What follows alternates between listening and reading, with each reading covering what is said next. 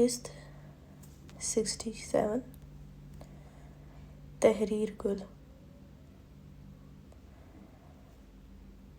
Izmir علی نے phone واپس اس کے بیگ میں رکھا اور پیچھے ہوا،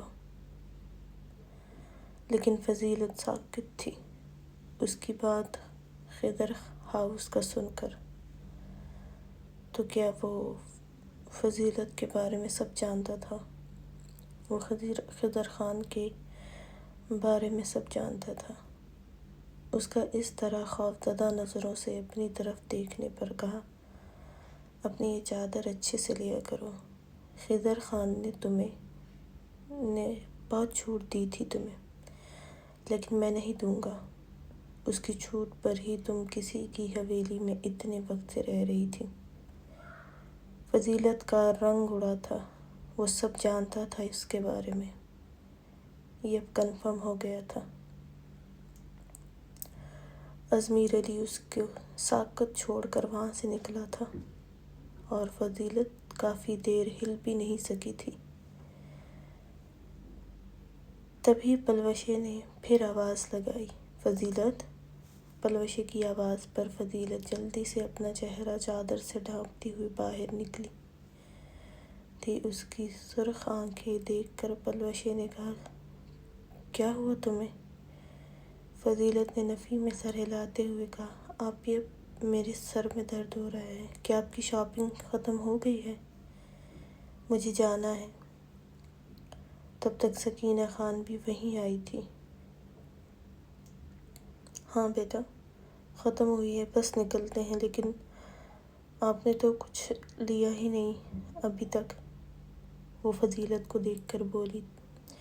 فضیلت نے جلدی سے کہا، نہیں بس مجھے تو ویسے ہی عافیہ کے ساتھ آنا تھا۔ اچھا چلیں۔ وہ اور بات بڑھانے یا پلوشے کو پھر سے کپڑوں کی طرف جانے سے روکنے کے لیے جلدی سے بولی تھی۔ پلوشے نے اس کے لہجے کی گھبراہٹ نوٹ کر لی تھی، اس لیے بولی، جی آنٹی اب نکلتے ہیں۔ اور تب ہی وہ لوگ وہاں سے نکلے تھے۔ گھر آ کر فضیلت جلدی سے اپنے کمرے کی طرف گئی تھی اور پلوشے وہیں سکینہ خان کے ساتھ زرمینہ خان کی باتیں سننے لگی تھی۔ خلیفہ خان کا آج گھر جانے کا کوئی ارادہ نہیں تھا، اس لیے وہ آرام سے وہیں تھا اور نہ ہی وہ گھر میں کسی کو بتانا چاہتا تھا اپنے بارے میں۔ وہ اس معاملے میں بہت محتاط تھا۔ اس نے خالہ سے بات کر لی تھی کہ وہ ٹھیک ہے اور نوشین جو بھی بتانے کا کہا تھا۔ نوشین اس کا انتظار کرتی ہوئی کمرے میں تھی۔ وہ صوفے پر سر ٹکائے خلیفہ خان کے بارے میں ہی سوچ رہی تھی۔ اسے خالہ نے کہہ دیا تھا کہ وہ ٹھیک ہے، اس لیے وہ نہ چاہتے ہوئے بھی اس کا انتظار کر رہی تھی۔ پچھلے دنوں سے وہ گھر جلدی آتا تھا، تو ابھی بھی دل کہہ رہا تھا کہ وہ آ جائے۔ فضیلت اپنے کمرے میں بیٹھی بالکل خاموش تھی۔ اگر ازمیر علی کو پتہ چل گیا تھا تو مطلب وہ اب کبھی اسے نہیں چھوڑے گا۔ یہ دشمنی آگے بھی چلنی تھی جو شاید ختم ہو چکی تھی، لیکن اب اس کی وجہ سے پھر سے ہوگی، اور خضر خان کبھی اس کے نام پر نہیں چھوڑے گا۔ وہ تو وہاں آنا جان کے لیے گئی تھی، لیکن شاید وہ لوگ اب اسے بھی خضر خان کی کوئی چال ہی سمجھیں گے۔ وہ کب سے انتظار کر رہی تھی کہ پلوشے آئے۔ اس کے پاس بے آواز آنسو تھے کہ بہے جا رہے تھے۔ ڈر کر کافی دیر بعد پلوشہ اس کے کمرے میں آئی تھی۔ فضیلت، تم نے کھانا کیوں نہیں کھایا؟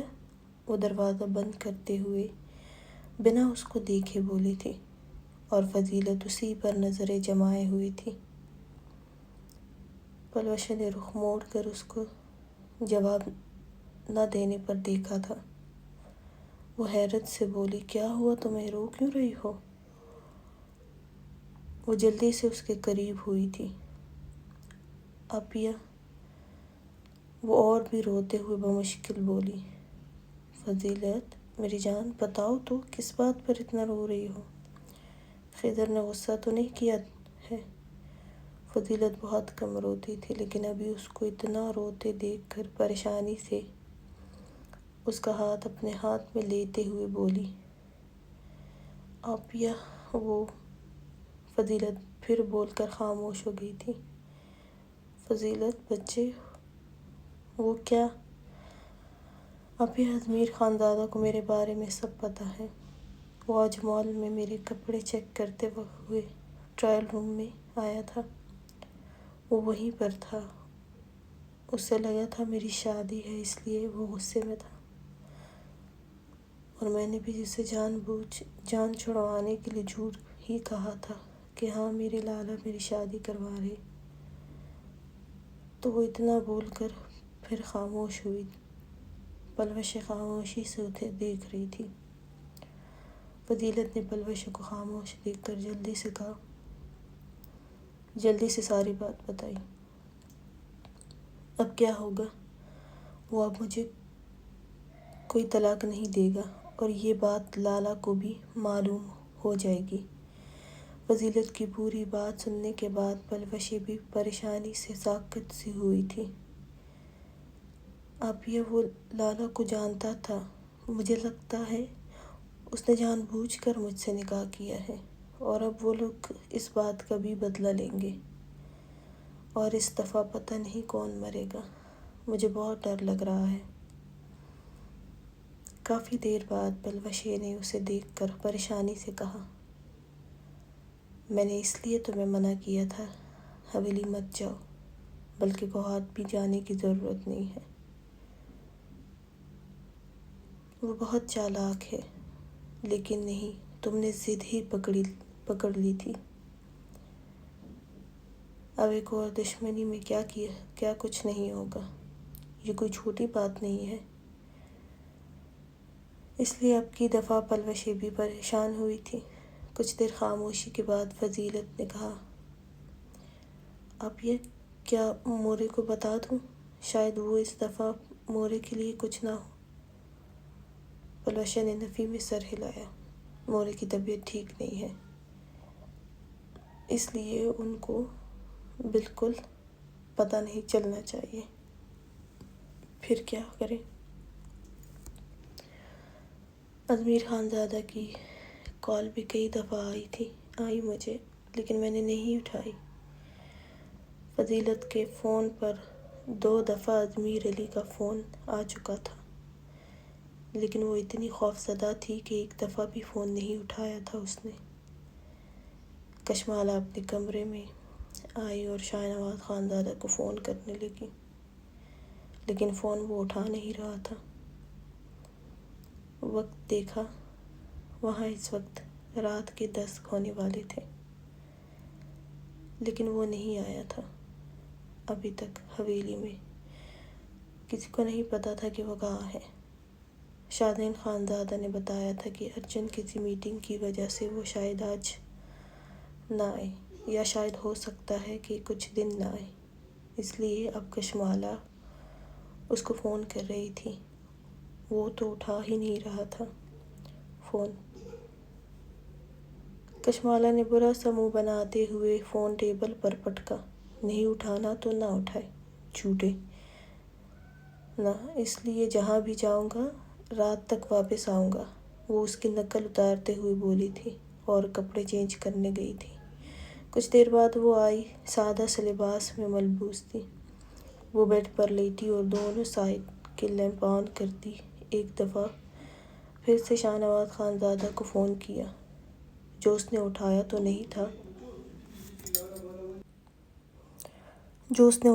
نہیں تھا، لیکن ایک میسج کر دیا تھا کہ ابھی وہ فری نہیں ہے، جیسے ہی ہوگا وہ بات کرے گا۔ کشمالہ نے منہ بناتے ہوئے اوکے کہا اور فون سائڈ ٹیبل پر رکھ دی۔ وہ کمفرٹر سر تک لیتی سو گئی تھی۔ صبح بھی جلدی اٹھنا تھا اسے، اس لیے کچھ ہی دیر میں گہری نیند میں چلی گئی تھی۔ صبح سے نیچے تھی اور حیا کے ساتھ مصروف تھی، اس لیے جلدی سو گئی تھی۔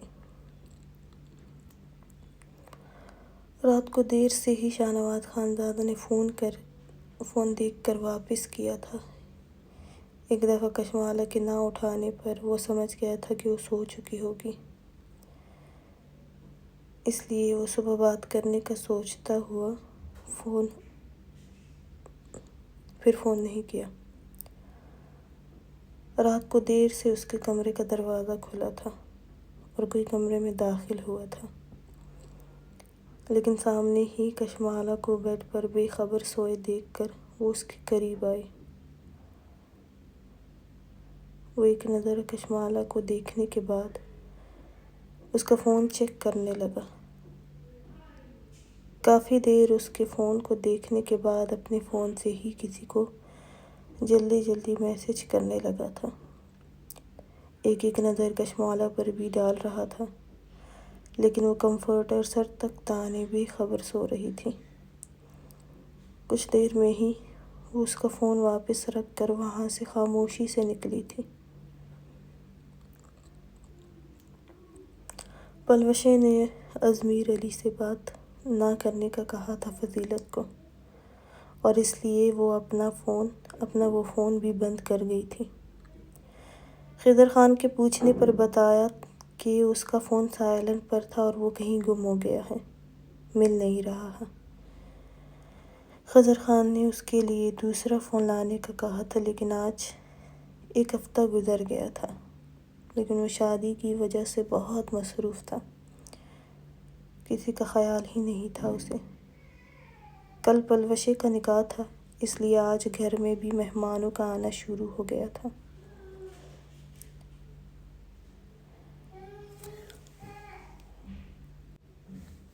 پلوشہ اپنے کمرے میں بیٹھی اپنے نکاح کے کپڑوں کو گھور رہی تھی جو اس کے سامنے پڑے تھے۔ یہ ابھی ہی ملازمہ اس کو دے کر گئی تھی کہ صارم کے گھر والوں کی طرف سے نکاح کا سارا سامان آ گیا ہے۔ وہ کمرے میں ہی ہوتی تھی۔ یہاں لڑکی کی شادی پر زیادہ شور نہیں کرتے تھے اگر لڑکی کی شادی خاندان سے باہر ہو تو، اس لیے کوئی شور شرابہ نہیں تھا، اور نہ ہی یہ سب خضر خان کو پسند کرتا تھا۔ کچھ کزن نے مل کر سانگس لگائے، اپنے طریقے سے انجوائے کرنے کی بھرپور کوشش کی تھی، لیکن یہاں بھی خضر خان نے ان کو منع کر دیا تھا۔ نکاح کا سارا انتظام خضر خان نے گھر میں ہی کیا تھا، کیونکہ شادی بھی 2 دن بعد تھی، اس لیے خضر خان اب بھی بہت مصروف تھا۔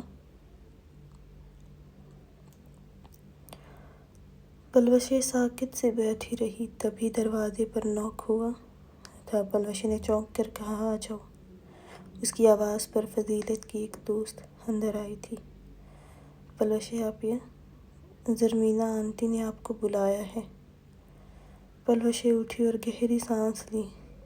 گھر میں شور تھا، ہر طرف بچوں کا، بڑوں کا۔ وہ کچھ ہی دیر میں زرمینہ خان کے پاس بیٹھ گئی تھی۔ مورے، آپ نے مجھے بلایا ہے؟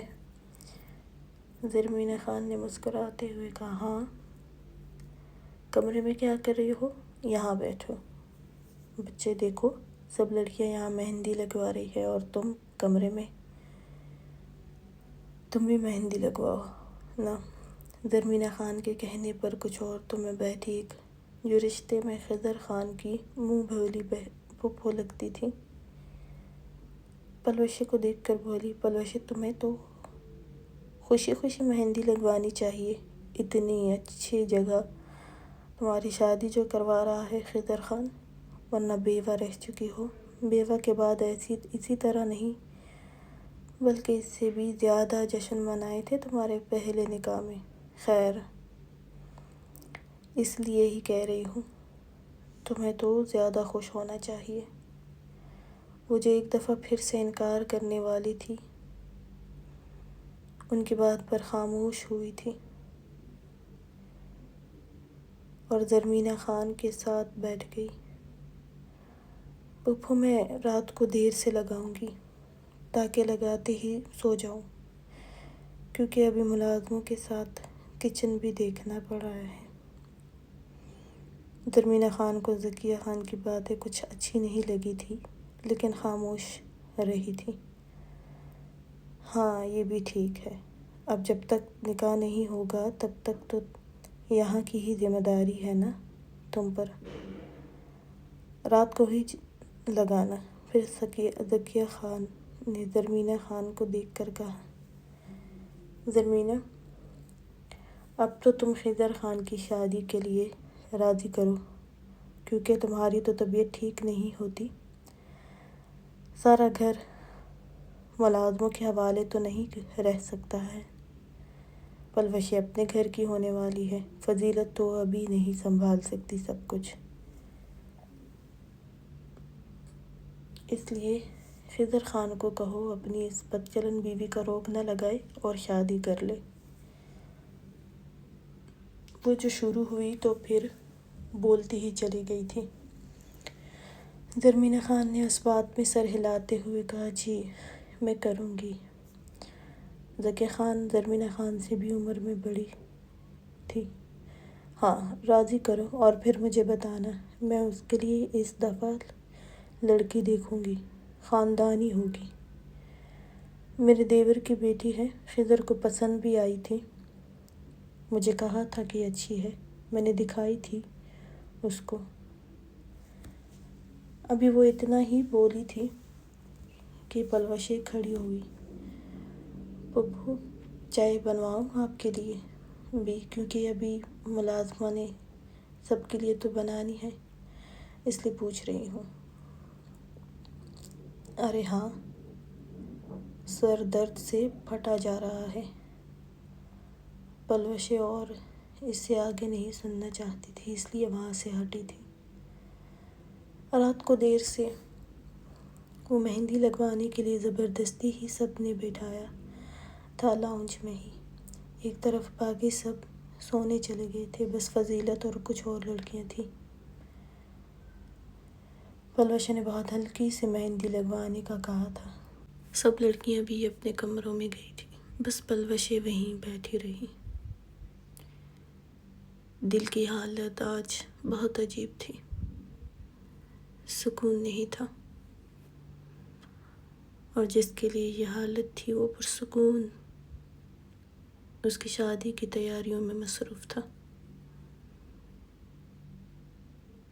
رات کے 2 کا وقت تھا جب خضر خان اندر داخل ہوا تھا، تھکا تھکا سا۔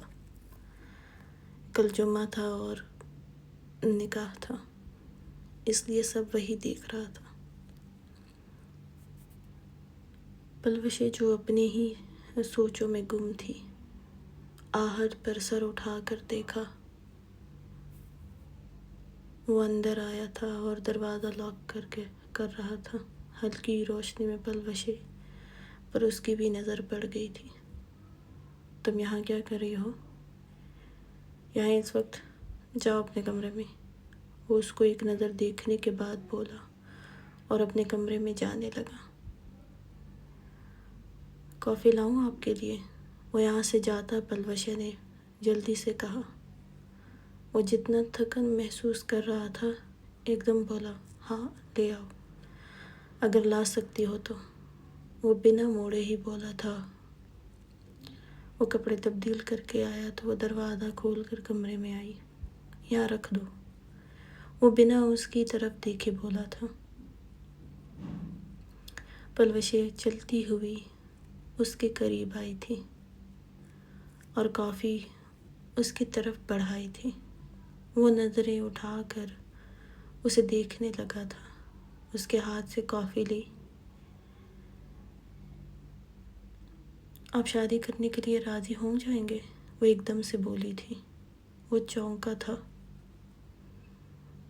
پلوشیں آج دوپٹہ ایک کندھے پر ڈالے بے نیازی سے وہاں کھڑی اس کو بڑی دیوانگی سے دیکھ رہی تھی۔ کیا مطلب؟ خضر خان نے ایک آئی برو اٹھا کر کہا۔ میں نے پوچھا آپ شادی کے لیے راضی ہو جائیں گے؟ کیونکہ ذکیہ آنٹی آپ کے لیے لڑکی بھی ڈھونڈ چکی ہیں۔ وہ بڑی بے بسی سے اس کے خوبصورت سخت چہرے کو دیکھ کر بولی تھی، پلوشے جاؤ یہاں سے اور آرام کرو۔ وہ اس کی بات کا جواب نہ دیتے ہوئے بولا تھا۔ پلوشے نے نفی میں سر ہلایا تھا۔ پتہ نہیں کیوں آنکھوں میں نمی بھی آئی تھی۔ بتائے نا، وہ آہستہ سے پھر بولی۔ خضر خان نے اپنا کپ سائڈ ٹیبل پر رکھا اور رخ موڑ کر پلوشے کو دیکھا۔ کچھ دیر خاموشی کے بعد بولا، ہاں ٹھیک ہے، میں کروں گا شادی، بس مل گیا جواب، ہے نا؟ اب جاؤ یہاں سے۔ کل تمہارا نکاح ہے تو خوش رہو، اپنی نئی زندگی خوشی خوشی شروع کرو۔ پلوشہ وہ کچھ نرم لہجے میں بولا تھا، وجہ اس کی آنکھیں سرخ تھیں، ہاتھوں پر مہندی لگائے اس کے سامنے بے حال سی کھڑی تھی۔ وہ سخت لہجہ نہیں بنا سکا تھا۔ پلوشے نے اس کو دیکھ کر کہا، کیا آپ کو لگتا ہے میں خوش رہ پاؤں گی؟ مجھے دیکھ کر بتائیں، میں پرسکون زندگی جی سکوں گی؟ آج سب مجھے بڑی ترس بھری نظروں سے دیکھ رہے تھے، میرے پچھلے نکاح کو یاد کروا رہے تھے کہ آپ نے میرا پہلا نکاح بھی بڑی دھوم دھام سے کیا تھا، اور اب بھی بہت اچھی جگہ آپ میری شادی کروا رہے ہیں، میرے پہلے نکاح کی طرح بڑا۔ اس میں بھی آپ بہت مصروف ہیں۔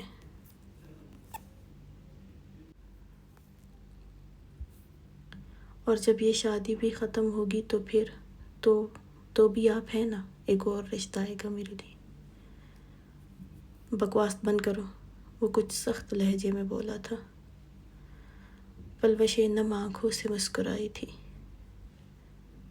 پھر بہت شکریہ ہر دفعہ میری شادی اتنی دھوم دھام سے کروانے کی۔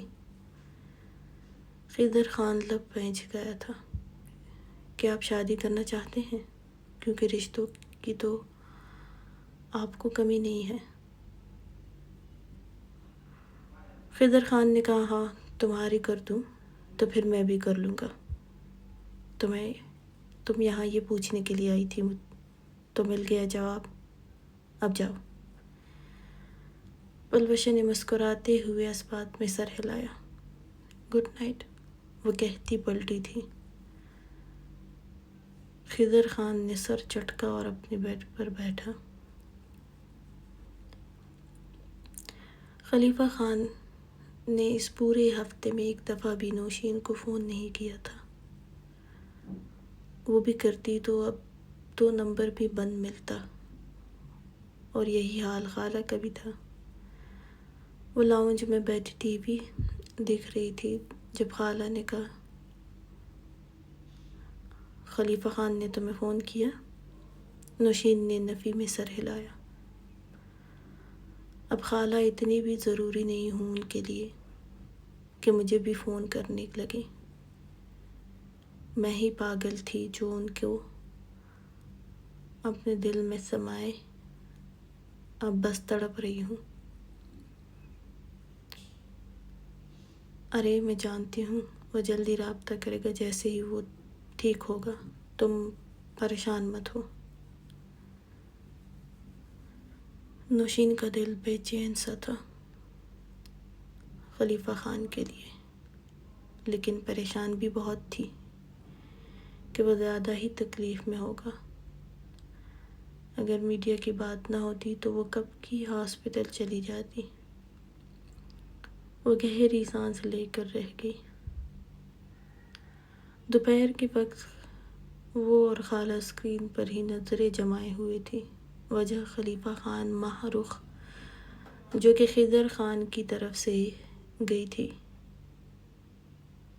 اس کے ایکسیڈنٹ کا وہ لوگ باتیں بھی کر رہے تھے۔ خلیفہ خان کچھ رف سے کپڑوں میں تھا، سر بھی بینڈیج لگی ہوئی تھی،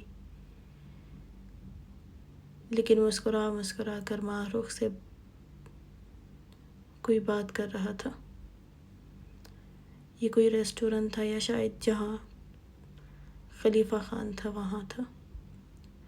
ساتھ ساتھ یہ بھی بتایا جا رہا تھا کہ وہ اب کافی بہتر ہے۔ یہ دیکھ کر نوشین کے پورے وجود میں جیسے آگ سی لگی تھی، چہرہ غصے سے سرخ ہوا تھا۔ مطلب میں یہاں دن رات مر رہی ہوں، ایک دفعہ بھی بات کرنے کی ضرورت نہیں محسوس کی کہ کوئی گھر میں پریشان بھی ہو رہا ہوگا، اور یہاں اس کے ساتھ خوشی خوشی مسکرا کر باتیں کر رہا ہے۔ غصے سے رونا بھی شدید آ رہا تھا، اور وہ رونے بھی لگی تھی، دل کو لگی تھی اس کی یہ حرکت۔ خالہ میں یہاں مر رہی ہوں یوں پریشانی سے، اور ان کو ایک دفعہ بھی احساس نہیں ہوا کہ مجھے بتا ہی دے، اور باقی سب سے مسکرا کر باتیں کر رہے ہیں۔ پھر آپ کہتی ہیں کہ ان کے لیے تیار ہوا کروں، ان کو اپنی عادت ڈالوں، تو یہ عادت ہوئی ہے ان کو میری، کہ ایک ہفتے میں میری اتنی سی بھی پرواہ نہیں ہوئی ان کو۔ وہ دکھ اور غصے سے بولی تھی، اپنی بیوی کی ذرا برابر بھی پرواہ نہیں ہے ان کو، اور دوسری لڑکیوں کو مسکرا کر اپنی سلامتی بتا رہے ہیں۔ نوشین بے دردی سے اپنے آنسو رگڑتے ہوئے بولی تھی، یہ بھی عام مردوں کی طرح ہی ہے، ہر لڑکی پر دل آتا ہے۔ اس کی بات خالہ نے کہا، نوشین ایسا نہیں ہے، کوئی تو وجہ ہوگی نا جو اس نے تمہیں فون نہیں کیا ہے۔ وہ بدگمان ہوئی تھی۔ خالہ کوئی وجہ نہیں تھی، اپنی بیوی کے علاوہ سب ضروری ہے ان کے لیے۔ نوشین کا غصہ تھا کہ کم ہونے کو نہیں آ رہا تھا۔ جب اس کی نظر خلیفہ خان کے مسکراتے چہرے پر پڑتی، تب اور دل کرتا منہ نوچ لیں اس کا۔ وہ غصے سے اٹھی اور اپنے کمرے میں گئی تھی۔ خلیفہ، تم نے نوشین کو ایک دفعہ بھی فون نہیں کیا، اور وہ کتنی پریشان ہے تمہارے لیے، اور تم وہاں اس لڑکی کے ساتھ۔ ابھی وہ اتنا ہی بولی تھی کہ نظر سامنے کھڑی نوشین پر گئی تھی، جو حیرت سے خالہ کو دیکھ رہی تھی۔ وہ گڑبڑائی تھی، جلدی سے بولی، اچھا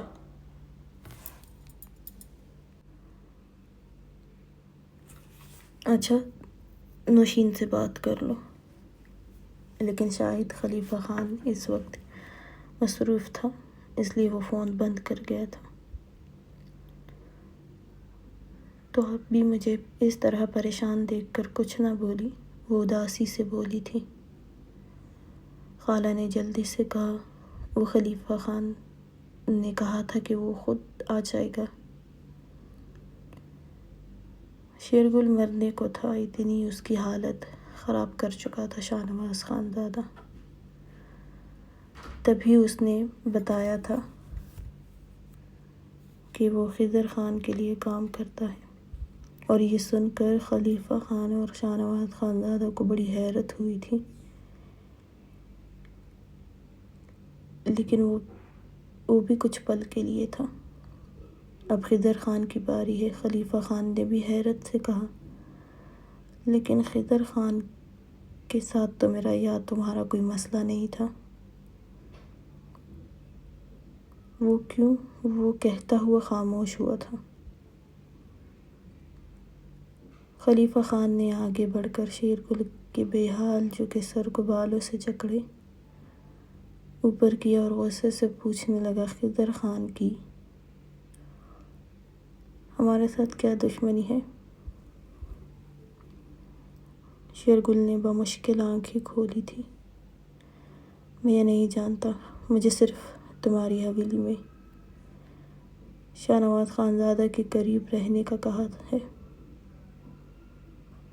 اور آغا جان سے خضر کو کیا مسئلہ ہے؟ شیرگل نے پھر بمشکل نفی میں سر ہلایا اور وہ ہوش سے بیگانہ ہوا تھا۔ خلیفہ خان نے جھٹکے سے اس کا سر چھوڑا تھا۔ اس کے اطراف میں گارڈز فارس علی اور اجمیر بھی تھے، لیکن خضر کے نام پر دونوں چونکے تھے۔ تبھی خلیفہ خان کے مینیجر نے خلیفہ خان کو ماہ رخ کا بتایا تھا کہ وہ ملنا چاہتی ہے۔ وہ خضر خان کی طرف سے آئی ہے، اور پھر تبھی خلیفہ خان ماہ رخ کے ساتھ تھا اور مسکراتے ہوئے باتیں کر رہا تھا۔ شاہ نواز خانزادہ بھی حویلی چلا گیا تھا آغا جان سے ملنے، اور خلیفہ خان اپنے گیسٹ ہاؤس آیا تھا۔ وہیں وہ میڈیا کے سامنے بھی آیا تھا۔ اب وہ خضر خان تک پہنچنے کے لیے ماہ رخ کے ساتھ لگا تھا۔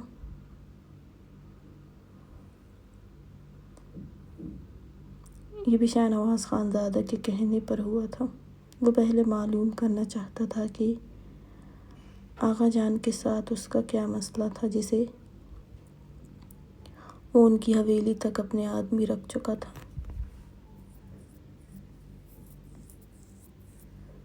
نوشین اس وقت گاڑی میں بیٹھی چادر اچھے سے اوڑھے ہوئی تھی اور ڈرائیور کے ساتھ خلیفہ خان سے ملنے جا رہی تھی۔ خالہ نے اسے بتایا تھا کہ وہ کہاں ہے۔ وہ ڈرائیور کے ساتھ نکلی تھی۔ اس کی بیوی نکلے گی اور اس کو خبر نہ ہوگی، ایسا تو نہیں ہو سکتا تھا۔ ڈرائیور نے نکلنے سے پہلے ہی بشیر کو بتا دیا تھا کہ وہ نوشین کو لے کر آنے والا ہے۔ وہ منع کرنے کے باوجود بھی نہیں سن رہی تھی۔ خلیفہ خان ماہ رخ کے جانے کے بعد اب گھر جانے کے لیے ساری مصنوعی بینڈیج ہٹا رہا تھا، جب اسے بشیر نے نوشین کی ضد میں یہاں آنے کا بتایا۔ خلیفہ خان کو غصہ تو بہت آیا، لیکن پھر کہا اس کو یہاں نہیں لے کر آنا، فارم ہاؤس لے کر جاؤ، اور کسی کو خبر نہیں ہونی چاہیے۔ وہ غصے سے لب بھیج گیا تھا کہ وہ کیسے گھر سے نکلی۔ اس نے خالہ کو فون کیا، لیکن وہ نہیں اٹھا رہی تھی۔ وہ فون ڈریسنگ ٹیبل پر پٹکتے ہوئے واش روم کی طرف بڑھا تھا۔ وہ نوشین سے پہلے وہاں جانا چاہتا تھا، اس لیے جلدی کپڑے چینج کرنے لگا تھا۔ چھوڑوں گا نہیں تمہیں، تمہارا یہ ضد کرنا آج تم پر بھاری پڑ سکتا ہے۔ وہ گاڑی میں بیٹھا اور بڑبڑانے لگا تھا۔ وہ جا رہا تھا گھر، تو اس کو کیا ضرورت تھی تمہیں گھر سے بنا بتائے نکلنے کی؟ خلیفہ خان نوشین کو بھی فون کیا تھا، لیکن وہ اب پک نہیں کر رہی تھی۔ وہ غصے سے بولا تھا اور گاڑی کی سپیڈ خطرناک حد تک بڑھائی تھی۔ غصے سے اس کی رگیں پھولی تھی۔ وہ پہلے ہی شیرگل کی وجہ سے سخت نظروں میں تھا۔ شیرگل کی غائب ہونے پر وہ اور اب یہ کیسے گھر سے نکلی؟ اس کو پریشانی نے بھی گھیرا تھا کہ اگر اس کو کچھ ہوا، اگر پھر وہ کسی کی نظروں میں آ گیا تو پھر وہ کسی بھی حد تک جا سکتے ہیں۔ شیرگل کی باتوں سے اسے لگا تھا کہ خضر خان یہ نہ ہو کہ نوشین پر بھی کوئی اور وار کرے، اس لیے وہ تیز ڈرائیونگ کر رہا تھا۔ شاہنواز خانزادہ آغا جان کے سامنے بیٹھا تھا۔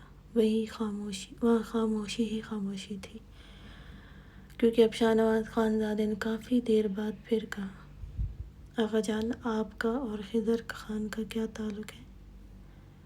میر علی خانزادہ بھی نظریں آغا جان پر ٹکائے ہوئے تھا۔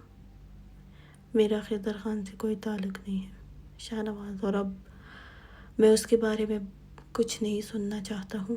تم جاؤ، تھکے ہوئے آئے ہو، کچھ دیر آرام کرو، پھر بعد میں بات کرتے ہیں اس بارے میں۔ ابھی دوسرے گاؤں کے سردار نے ملنے آنا ہے، اس لیے جاؤ۔ ان کے انداز سے صاف ظاہر تھا کہ وہ جان چھڑوانے کے لیے اسے یہاں سے اٹھانا چاہتے ہیں۔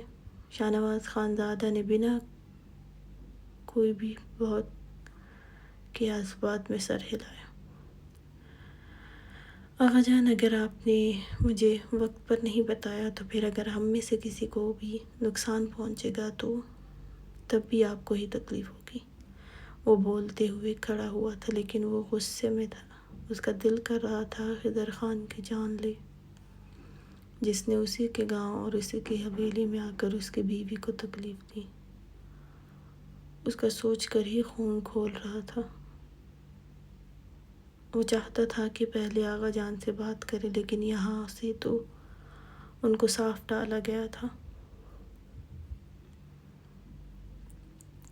اب وہ خود اس کے پاس جانے کا ارادہ رکھتا تھا۔ وہ لب پینچتے ہوئے حویلی میں داخل ہوا۔ زنان خانے میں ہی اسے آنا جان ملی تھی۔ وہ سلام کرتا ہوا ان کے پاس بیٹھا نہیں تھا۔ آنا جان، میں ذرا تھک گیا ہوں، اپنے کمرے میں جا رہا ہوں۔ آنا جان نے اس کے سخت چہرے کو مسکرا کر دیکھتے ہوئے اس بات میں سر ہلایا۔ جاؤ، میں کشمالہ کو بھیجتی ہوں۔ اپنے کمرے کی طرف بڑھا تھا۔ کشمالہ کو بلاؤ، آنا جان نے پاس کھڑی ملازمہ سے کہا۔ وہ وہاں سے گئی تھی۔ کشمالہ کچھ دیر میں آئی تھی۔ وہ حیا کے کمرے میں تھی۔ گاؤں میں ہی کہیں شادی تھی، وہاں آنا جان نے کشمالہ کو اپنے ساتھ لے کر جانا تھا، اس لیے وہ اس کے لیے حیا کے پاس تھی۔ جی آنا جان، آپ نے بلایا؟ ہاں، شاہنواز آ چکا ہے، اپنے کمرے میں گیا ہے، تم جا کر دیکھو اسے، کچھ چاہیے ہوگا۔ کشمالہ نے منہ بنایا تھا۔ وہ ایک ہفتے بعد آیا تھا، بس کبھی کبھی میسج پر بات کر رہا تھا، اس لیے وہ اس بات میں سر ہلاتی ہوئی اپنے کمرے کی طرف گئی تھی۔ ارادہ اس سے بات کرنے